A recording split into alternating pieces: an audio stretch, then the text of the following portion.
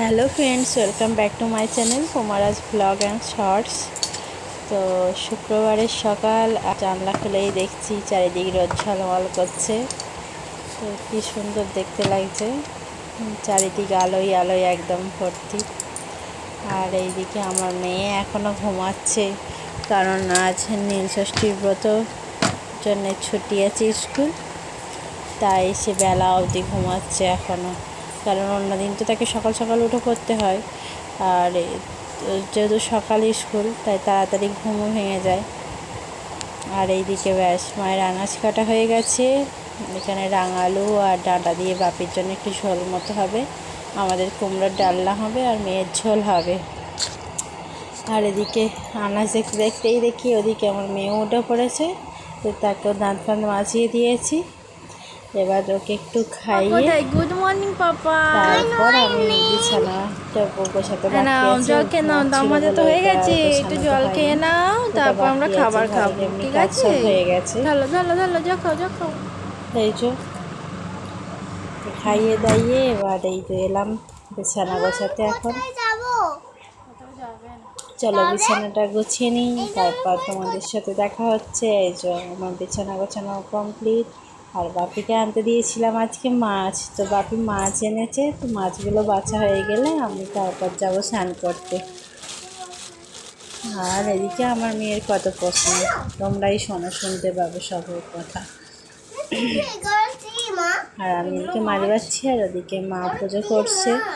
যেহেতু আজকে নীলষষ্ঠীর ব্রত, তাই এই যে সব আমাদের শিব ঠাকুরগুলোকে নামানো হয়েছে এবং তার সাথে কুবের বাবাকেও নামানো হয়েছে। সবাইকেই এখন স্নান করাচ্ছেন মা। আর ওখানে মেয়ে বসে বসে দিদি এটা কি করছো, ওটা কি করছো, কত প্রশ্ন। তারপরে এখন মা সব শিব ঠাকুরকে স্নান করি, আর একটা ঠাকুর আমার জন্য রেখে দিয়েছিলেন যে আমিও তো জল ঢালবো আজকে। আর ওই জন্যে বলছে মা তুমি এক্ষুনি এসো, দিদি এখানে তোমার জন্য ঠাকুর রেখেছে, তুমি ঠাকুরকে চান করাবে তো। তারপর ঠাকুমা বলছে মায়ের এখনও চান হয়নি, মায়ের চান করা হয়ে যায়, মা এসে ঠিক চান করাবে। আর ততক্ষণ মায়েরকে পুজো করুক, আর আমিও স্নানটা সেরে নিই, তারপর তোমাদের সাথে দেখা হচ্ছে। ততক্ষণ তোমরা মায়ের পুজো দেখো। আর এই যে আমি এদিকে স্নান করে চলে এসেছি, এসে একটু সিঁদুর আর টিপটা পরে নিলাম, নাহলে মুখটা বড্ড বেশি ফাঁকা ফাঁকা দেখতে লাগে, ওই জন্যে। আর এই যে আমি ঠাকুর ঘরেও এসে গেছি, ঠাকুরকে এবার ঘি মধু মাখিয়ে ভালো করে তারপরে আমি স্নান করাবো।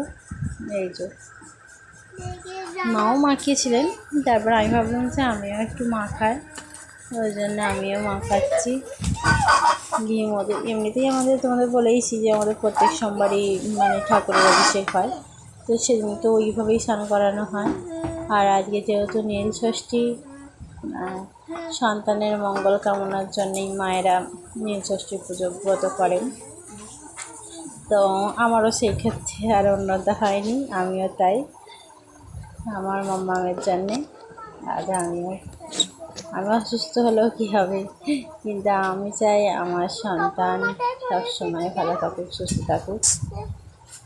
এটাই দুষ্টুমি করে বকি, কিন্তু সেটা তো করতেই হবে, কিন্তু ভালোবাসি। আর তোমাদের সাথে কথা বলতে বলতে এদিকে আমি ঠাকুরকে ভালো করে ঘি মধু মাখিয়ে নিচ্ছি, তারপর দুধ দিয়ে সিটি দিয়ে ভালো করে স্নান করিয়ে তারপর একটু গঙ্গা জলেও স্নান করিয়ে নেব, কারণ নাহলে সেই দুধ ঘি মধুর জন্যে গাটা কেমন ছিটছিট চিটচিট মতো করে, তো ওই জন্য। দেখো কি সুন্দর দেখতে লাগছে না, কালোর ওপর সাদা।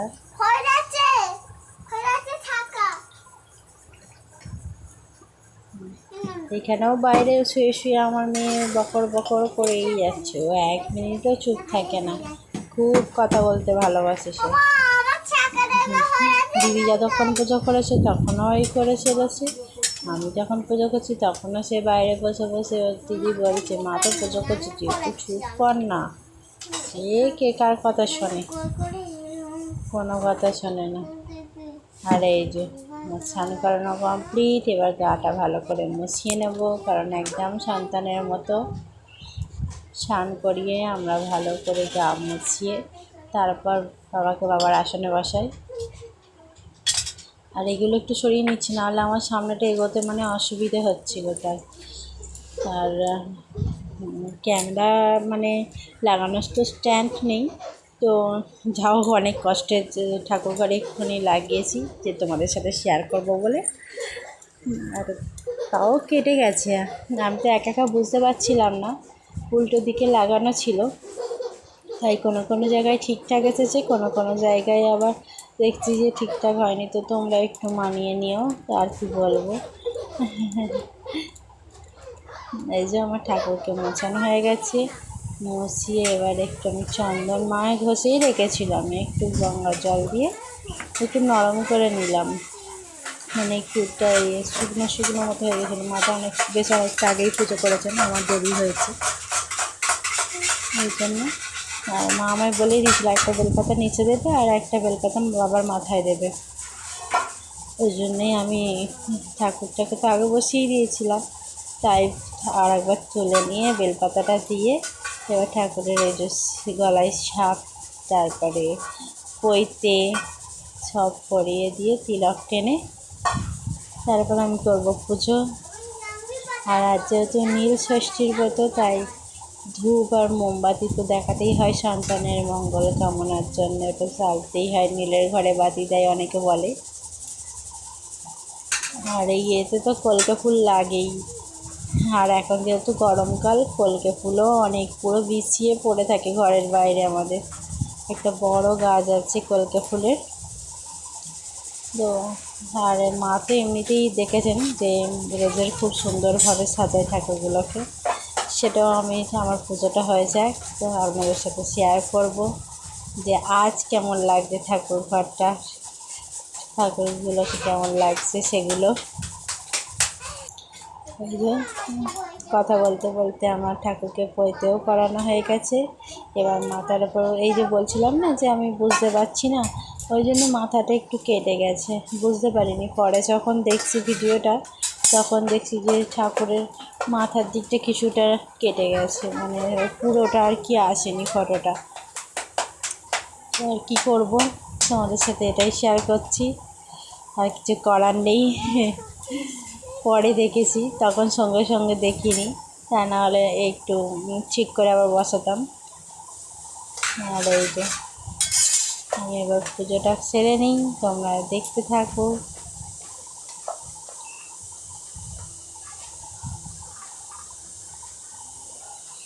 আর তোমরাও কে কে আজকে আর কি ব্রত করেছো সেটাও কমেন্টে জানাতে ভুলো না, আমারও জানলে বেশ ভালো লাগবে।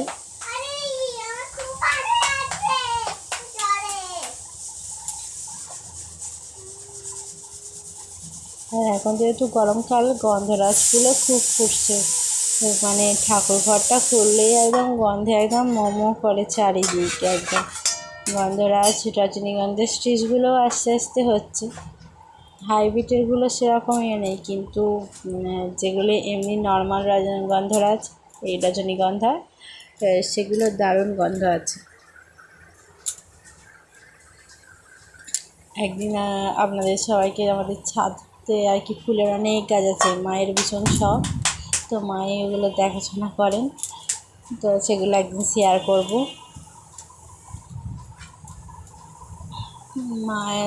মা ওই যে আমাদের প্রত্যেকটা শিব ঠাকুরই প্রতিষ্ঠা করা, মা ওই দুটো শিব ঠাকুরকে পুজো করেছে, তো আমি ভাবলাম আমি একটু ফুল দিয়ে দিই। ফুল যেহেতু অনেকটাই রেখেছে মা আমার জন্যে, ওই ঠাকুরকে দিয়েও বেশ অনেকটা ছিল, তাই ভাবলাম আমি দুটো বা কি বাবাকে একটু ভালো করে দিয়ে সাজিয়ে নিই, তাই আমিও আর একবার দিয়ে দিলাম। তো কেমন লাগছে তোমরা কমেন্ট করে জানিও। এই যে আমি ধূপ মোমবাতি চেলে নিচ্ছি একটু ঠাকুরের সামনে ঘুরিয়ে, তারপর ওদিকে রেখে দেবো।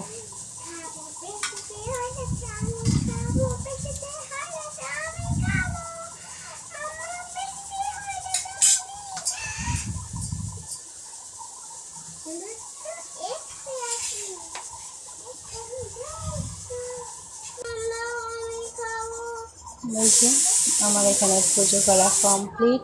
আর মা আজকে প্লেটগুলো তোলেনি, কারণ আমি যেহেতু পুজো করবো পরে, সেই জন্য প্লেটগুলো রেখে দিয়েছিলেন। আমি বললাম ঠিক আছে আমি তুলে নিচ্ছি, বলে আমার পুজোও শেষ, সেই যে প্লেটও তুলে নিয়ে এবার সব ধুয়ে রেখে দিচ্ছি। আবার সন্ধ্যেবেলায় লাগবে ঠাকুরকে খাবার দিতে।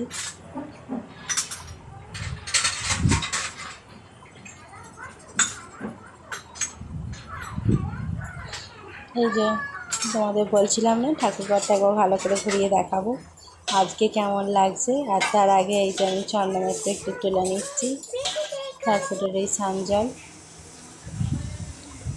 এই যে ঠাকুরঘরটা এলেই মন একদম জুড়িয়ে যায়।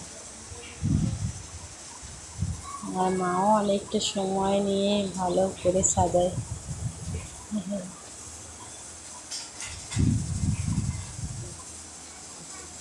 আর এই যে সেদিনকে বলছিলাম না, এই যে সন্তোষী মা আর সরস্বতী মা এই দুটো ফ্রেম আর কি নতুন করে বানানো হয়েছে।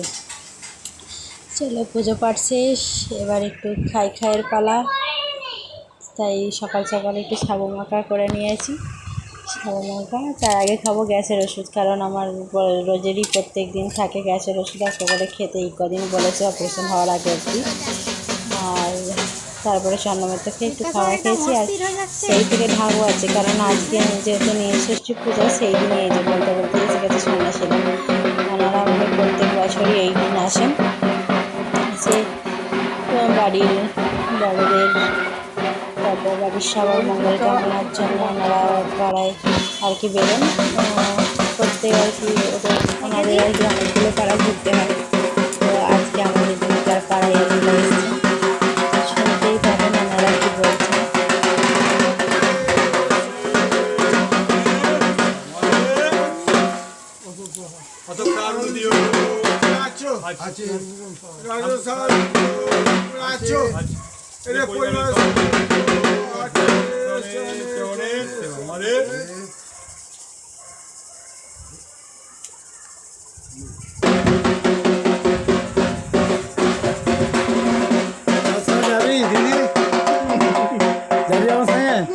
তুমি নমো করো, নমো করো, যেটু হয় নমো, নমো, পায়ে হাত দাও, পায়ে হাত দাও, নাবো, নাবো। দু হাতে দু হাতে দু হাতে হ্যাঁ, ওখানে নমো করো, সবাইকে, সবাইকে নমো করো, যাও নমো করো। হ্যাঁ, নমো করো। হ্যাঁ, নে। ওই জল একটু মাথায় দিয়ে দিন।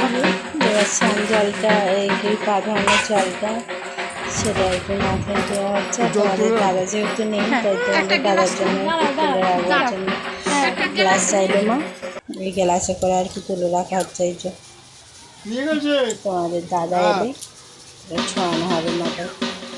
আর তারপর তো খেয়ে দিয়ে ঘুমিয়ে টুমিয়ে এই যে সন্ধেবেলায় আবার হাজির তোমাদের সামনে, তোমাদের সামনে আবার হাজির। এই যে মেয়ের বায়না যে চুল বাঁধবো, তাই মেয়েকে নিয়ে চলে এসেছি চুল বাঁধবে বলে। এই যে মাথায় চুল সামনেটাই আর কি একটু বড় বড় হয়েছে, তাই দুটো ঝুঁটি বেঁধে দিয়েছি। তার খুব ভালো লেগেছে, তবে সেটা বেশিক্ষণের জন্য নয়, কিছুক্ষণের জন্যই, কিছুক্ষণ পরেই ব্যাস খুলে ফেলবে। তো ওই যেটুখানি সময় ভালো লাগে সেটুখানি সময় আজ বলছে, আবার শুনে নিন না আপনারাই। ভালো লাগছে তার খুব সেজে।